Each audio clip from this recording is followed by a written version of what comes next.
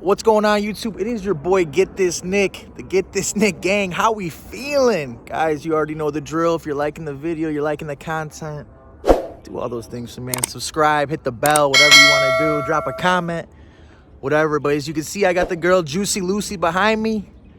Went for a little cruise, and I just figured, guys, I had to do a follow-up video. You know, I just did the 5 things I love about my Harley Davidson roadking special, and I figured now I got to do a little follow-up.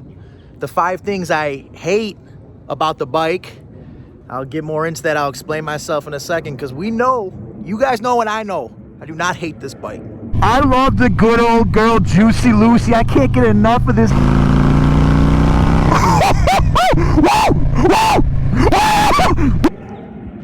Alright, you see what I mean. You see what I mean. I mean, that kind of explains it, okay? But I'm gonna get right into it. I don't want to waste your guys' time. So let me hop on this bike, get the GoPro going, and we are going to talk about the 5 things I hate about my 2019 Harley Davidson Road King Special. Let's go!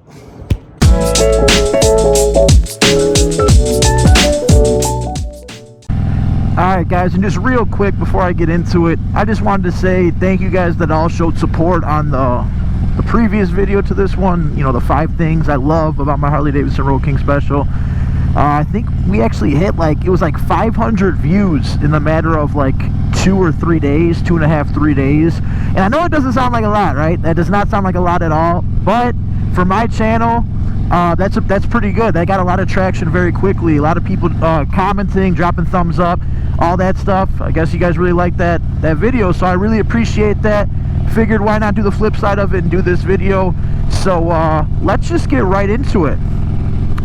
By the way, guys, these are not in any particular order except for the last one, probably, because you'll see when I get to the end how I sum it up. But other than that, these are not in any particular order, and these things that I'm going to mention are kind of geared more towards a stock Road King special, where the other video was geared more specifically towards my bike. So you'll see in a second when I'm explaining these what I'm talking about. But without further ado, the 5 things I hate about my 2019 Harley Davidson Road King Special.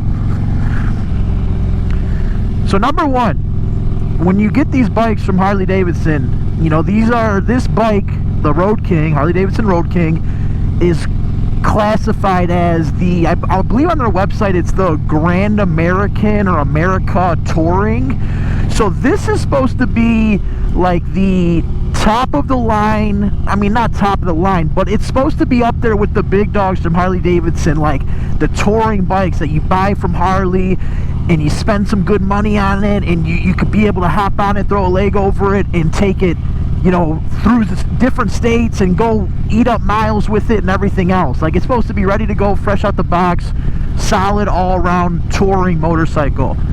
And I see a problem in that, because you're gonna see with these things I'm listing that it's not. So number 1, I wanted to go over the handlebars on the stock Road King Special. The handlebars on the stock Road King Special, I'll throw a picture up, but before I do that, they're like down here. They're like right above the gas tank, and maybe for some people it works, it's comfortable, whatever, but I don't see how somebody could grab a bike like that, leave the handlebars on, and go 1,000 miles on the bike. It just, you're all the way down here. You're like, you'd have to kind of scrunch or hunch your back in order to be, I don't know, it just, the handlebars, I think, for supposedly a Grand American touring motorcycle, I just don't think it fits with what this bike is supposed to be. It just doesn't make any sense to me. So number 1 for sure would have to be the handlebars. And as you guys know, with the road glide and the street glides and stuff like that, besides the exhaust, the handlebars is one of the most important things people upgrade because of comfort alone. So yeah, I guess in a sense this is not limited to just the Road King. There's a lot of bikes that probably are gonna fit the category for these things I'm mentioning, specifically the street glide and the road glide. So number 1 for sure, gotta give it to the handlebars. Harley Davidson, come on now, man, you guys gotta give us something a little better. I mean, something a little more comfortable. You know, and we know that we can't work with those. So number 1 for sure, got to be the handlebars. Number 2 on the list of the 5 things I hate about my Harley Davidson Road King, or just, I guess, the Harley Davidson Road King special, is the seat that comes on the bike.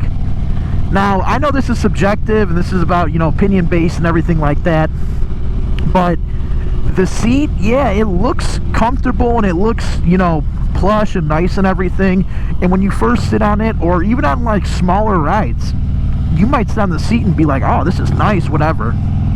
But from my experience, and this is only speaking from me, that seat on longer rides, and by longer, I'm gonna throw a number out there, I'm saying anything over an hour, hour and a half, your butt is numb. At least mine was.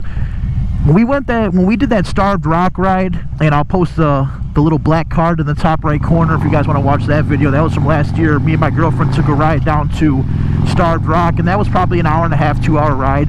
But by the time I got to Starved Rock, I was ready to jump off this bike. My butt was like numb. It was killing me, and I really looked heavily into an aftermarket seat at that time. I never pulled the trigger on one. I don't really do really long rides like that often, so I kind of paused on it. I still am in the market for one though, and I was looking at a couple different ones, specifically Bad Boy Cycles. That might be the one I go with. The Freedom series, I think it's called, Extended Reach, was the one I was looking at. But anyway, that's a different video. But yeah, number 2 is the seat. It might work for some people, but for me, and like I said, I'm tying it back to what this bike is supposed to be. This grand, you know, touring model where you go really far and everything, eat up these miles. I don't think the seat is that great. I don't think it's. I think they could do better with the seat. But once again, it's just my personal opinion. So maybe you guys agree, maybe you don't, but whatever. Number 2 is definitely the seat for me.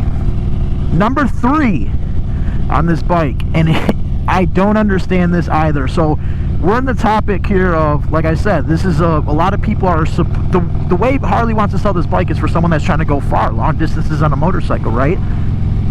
On this bike, if you're going long distances, a lot of people, they might mount their phone. This is a phone mount right here. They might mount their phone and have their GPS up, right? For hours on a time. So obviously your phone battery is going to go down, and that's why on the Street Glide or the Road Glide, they have a USB that you could, you know, you could run a wire right to the bottom of your phone, connect it to the bike battery, and it keeps your phone charged. Great idea. Something you probably would need if you were going long distances, right?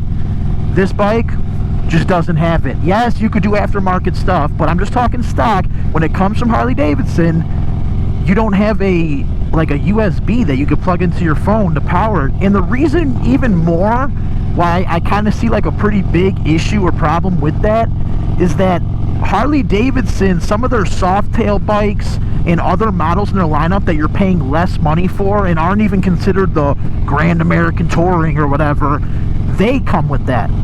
You know, so I don't understand why they saw the Road King and were like, Street Glide and Road Glide, you can get it. Some of these soft tail bikes, you need it.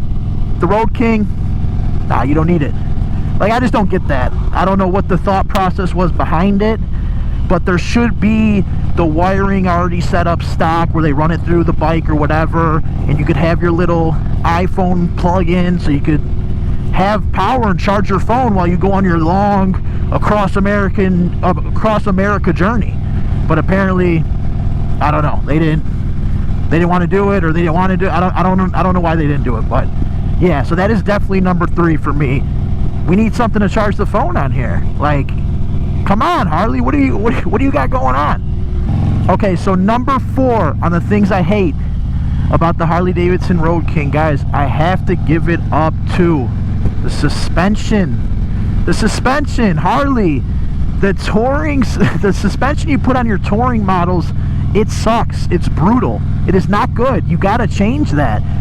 And I know there's some people are like, I've had Harley Davidson, I never changed out the suspension, mine works fine for me. That's because you never rode a bike with actual good suspension, Öhlins, Legends, whatever. Once you do that, and I've done videos on that, I did the first reaction to my Öhlins video, I did a 1,000-mile review recently. I'm telling you right now, that will change completely the way the bike handles, rides over bumps, etc.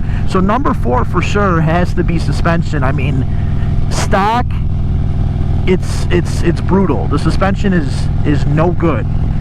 So Harley Davidson, come on now, you got to throw us a bone here. The suspension, man, it's killing us.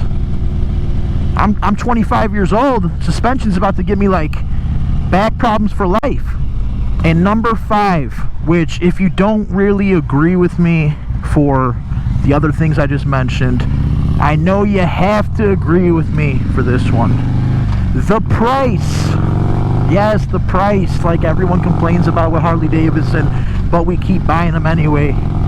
The price of this bike, the Road King Special specifically, I want to say it comes in, let's just say like after taxes and everything like that, the bike comes out to about $25,000, $26,000, somewhere around there.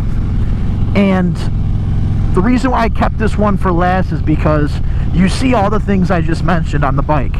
The handlebars, the suspension, the seat.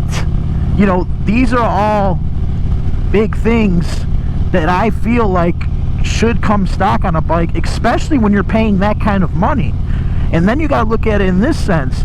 If you buy the brand new motorcycle for, let's just say, $25,000, and now right away you want to dump a new seat, suspension, better handlebars and everything, you know, you're throwing on, if you're not doing that, especially if you're not doing the stuff yourself, especially if you're not doing that stuff yourself. God, I can't talk. Especially if you're not doing those things yourself, not only are you paying for parts for those things, but you're also paying for labor. So now you got a $25,000 bike, and what do you got to do? Dump in another $5, $6, $7, $8, $10,000 in order to get it the way you want it. That is that's kind of, it's kind of brutal, because now you're going over like a $30,000 mark just to get the bike the way you want it. I mean, you already spent $25,000 on it, and then you gotta dump a bunch more money and time into the bike just to get it up to your standards. I mean, that's kind of brutal. It's kind of bad. Now, these things that I all mentioned, I really had to kind of think hard about, because as you guys know, you guys that have been following my channel, I've bought this bike. You know, I bought it used, and a lot of the upgrades that you see, minus the suspension and this windshield, were done by the owner before me. Shout out to Harley Dave. So, you know, he took the extra time and the money to throw on the bars, and I didn't even get into, on this video, I didn't get into the engine stuff, because honestly the 114 stock I don't think would be too terrible for, you know, longer trips. I mean, it's got a good amount of power for merging on highways and stuff like that, so I don't think you would really need to tweak it that much. But anyways, you know, I kind of got lucky because I bought a bike. Yes, I bought this bike used, but it saved me a lot of time and extra money, because I didn't have to go and change all those things I just mentioned to you, besides the suspension, obviously. So it's something to really think about, guys. And I know a lot of you guys that have different bikes, such as, like I said, a Street Glide or a Road Glide. You're hearing some of these points I'm making, and you're like, yep, that's the same with me with this Road Glide, or yep, my Street Glide is the same issue. So you guys know where I'm coming from. It kind of sucks that you got to do all this extra stuff and dump all this extra money into it. But I mean, that's just the way it is. And for you guys that don't have a bike and are looking to get one, or, you know, you have a bike but you're trying to upgrade to maybe a Road King or a Street Glide or whatever, this is all stuff that I'm saying that you should really consider, because does everyone want a brand new bike off the showroom floor? Yeah, it's awesome to have a brand new bike with 0 miles on it. Hang on. It's awesome to have a brand new bike with 0 miles on it, not a single scratch or anything on it. Like, it's great, right? But just keep in mind, once you start adding on those upgrades and bars and new lights and everything, it's going to start to add up quick.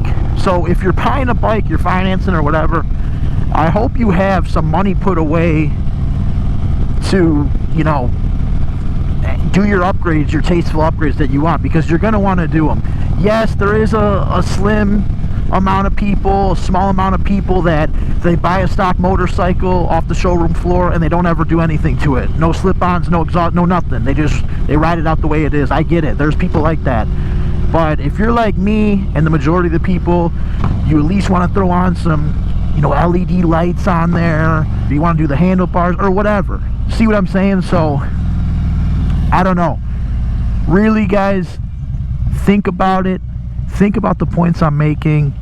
Some of you guys might not have the same issues or the complaints that I have, but I think you could at least find one or two things that I mentioned to relate to. Especially the last one. The price is still ridiculous. It's crazy. Once again, though, guys, thank you so much for dropping by and showing some support on the channel. If you haven't seen the 5 things I love about this bike, I will include it right coming up shortly at the end screen of this video, so go ahead and click on that if you want to check that out. And if you came from that video, I hope you enjoyed this one.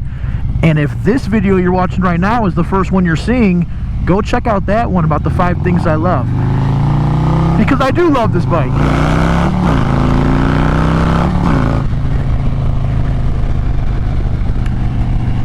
But that's gonna wrap it up, guys. Thanks for dropping by. Show some love on the channel, and we will see you on the next one. Peace.